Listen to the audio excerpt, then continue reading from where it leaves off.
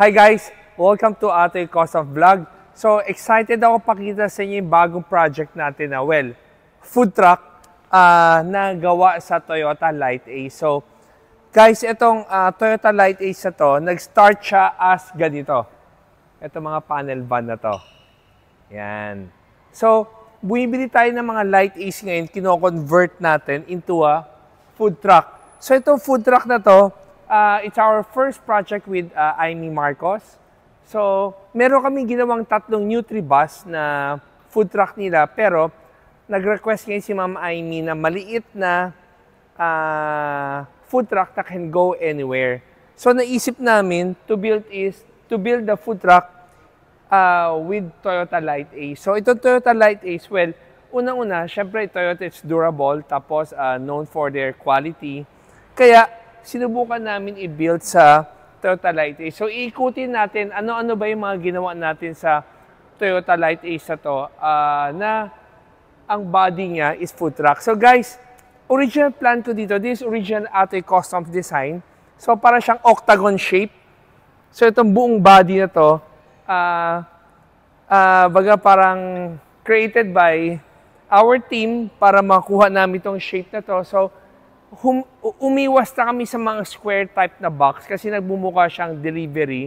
So, we want your product to be, mapansin yung product yun na mas maganda. Kasi, again, if you're going to build a food truck, kasama yung total package from the van you use, pati hanggang sa design na ginamit, design na ginawa mo sa truck mo, overall package mo, ano yan nag-add on lahat yan So, isa-isahin natin. So, well, we use the Light Ace na. Hindi ko napapakita yung loob ng Light Ace. Everybody knows Light Ace na So, kung mapapansin nyo, in-extend namin yung side mirrors niya.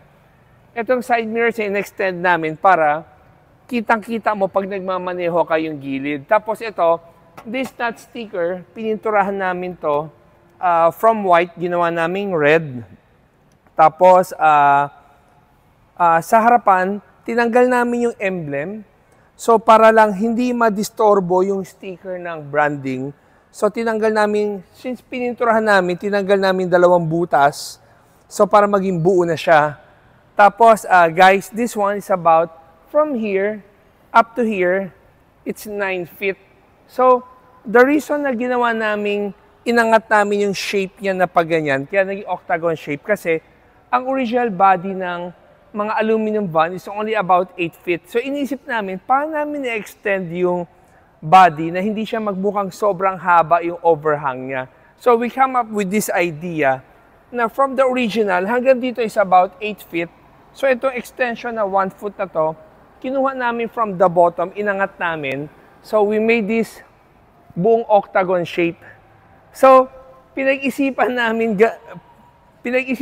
ng maayos paano gawin yung octagon shape niya na maging proportion siya. Tapos dito sa may likod, dito namin nilagay itong aircon. This is the 0.6 horsepower aircon. Tapos dito, nilagay namin yung lagay ng mga royal cord kung sakaling yan, tool set. So yan. So yan siya. Diba? So nilalagyan lang siya ng lock para hindi manakaw kaagad. Tapos this is the bumper. So, pero doon, meron kaming 4-piece na jack stand para pag nasa loob ka, hindi siya masyado nagsisway, ibababa mo siya. Hindi lang namin mababangin dahil ayoko magasgasan yung flooring. So, pinakita lang namin na pag gusto mo siya maging stable, yun. Tapos, we use load plus na kinakabit sa shocks niya para yung load mo kahit mabigat, hindi babagsak yung likod mo. Tapos, we have the exhaust. This exhaust is for the kung ano man ang niluluto mo or ayaw mo nung amoy sa loob, we use this exhaust fan para lang matanggal yung amoy sa loob. So this one, we have the stairs. Itong stairs is customized na siya. So natutupi siya na ganyan kung ipapack up mo. So nasasarado siya na ganyan. Pero ngayon, since gagamitin natin, yan, pila, yan, and then, baba. So, before we enter, kung makita mo yung rear wheel niya, gumawa kami ng 2-inch spacer para lang maging proportion yung look niya at saka para hindi siya masyadong magalaw. Kung sakaling nakahinto siya or tumatakbo siya, hindi siya masyado nagwi-wiggle. Kaya naglagay kami ng 2-inch spacer in each part.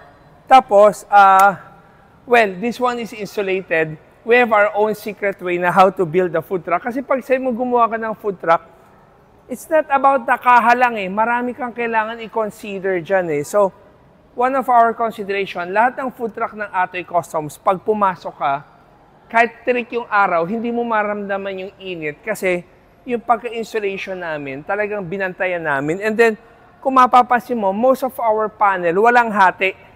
Karamihan kasi sa market, pag bumili ka ng paneling mo, it's usually ang material is, diba, 4 feet by 8 feet.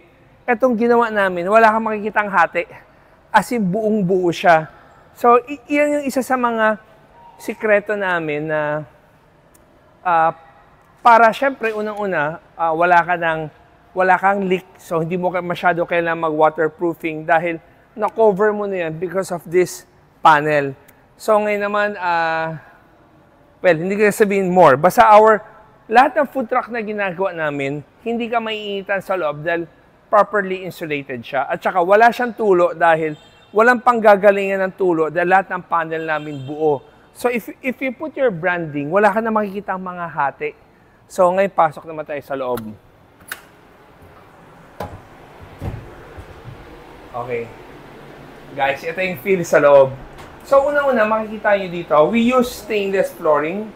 So, okay, stainless flooring namin para every time kung anong business man ang gawin mo, maglinis ka or magkalat ka, pwede mo lang i-hose.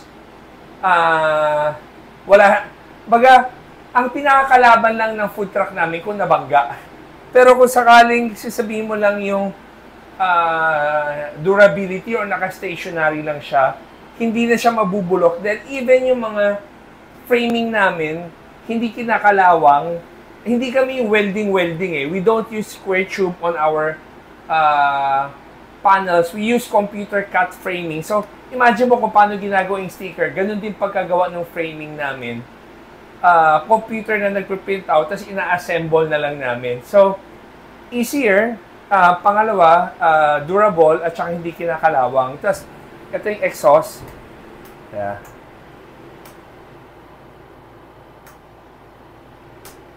Ito ata. So, this is the exhaust. So, anything na gusto mong lutuin dito, ito yung pinaka-lutuan mo. So, mas malalim tong depth na to compare dito. Ito kasi mas mababaw. Teka, nakalimutan ko buksan yung labas. Teka, pakita ko sa inyo. So guys, ikutin ko lang kayo ulit.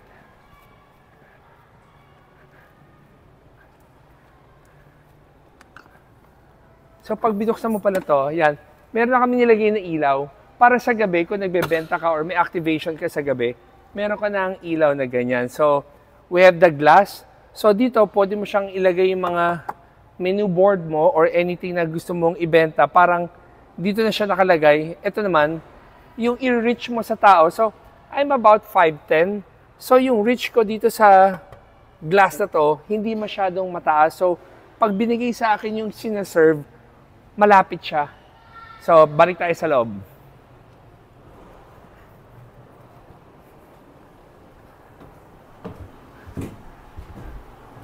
So guys, we have this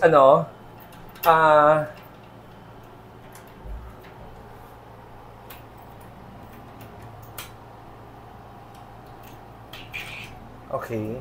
So ito yung pinaka-lock niya. So pwede mo siyang buksan ng ganyan. Yan. So if you want one side lang, if you want two side naman ang gusto mong buksan lahat, i-atras mo na siya. So, ito na yung buong window mo malaki. Ang purpose kasi dito, kung gusto mo lang i-control para hindi ka manakawan or hindi ka masyado mainitan or meron kang gusto mong nakasarado yung store mo, ito yung purpose ng glass na to. Yan. So, naglagay ka lang kami ng lock para lang, pag nilagay mo yung lock mo, hindi ka basta-basta alam ng tao na sarado ka. So, we have our sink. Okay, wala pa yung gallon namin, pero ito yung space namin for the water. So, yan.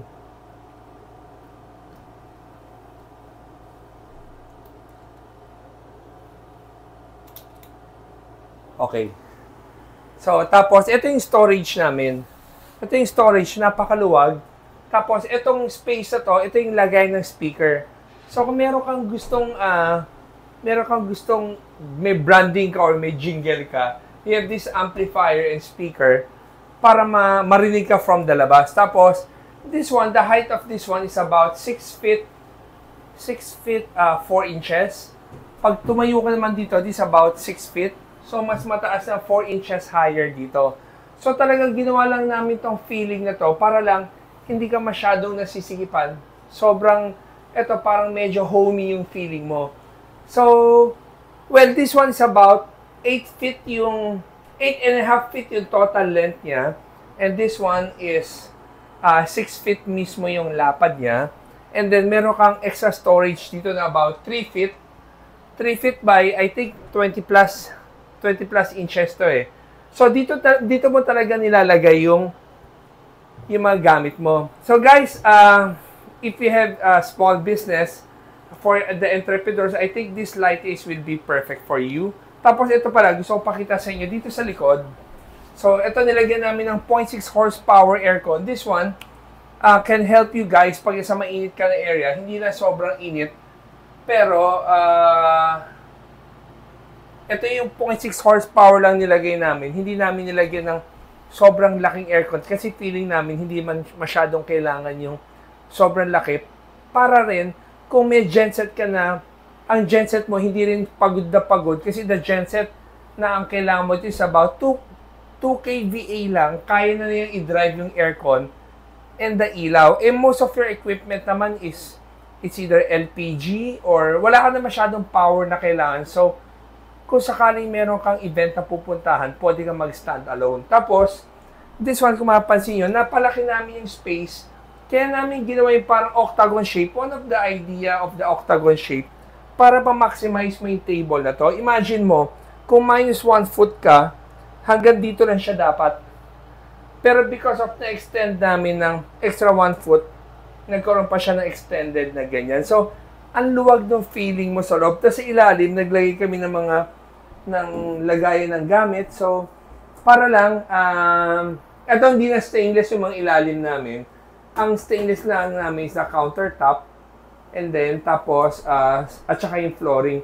So, guys, this is a very nice project for us. So parang we would like to thank Senator also for trusting Ate Customs dito sa mga Nutri Jeep nila. Kasi, yung unang ginawa natin na tatlo is Nutri Bus.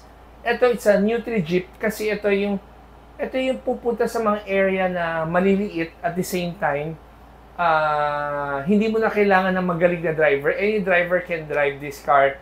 So, guys, I hope na gusto nyo tong food truck na ginawa natin. Thank you for watching our video and always remember, Jesus loves you and God bless.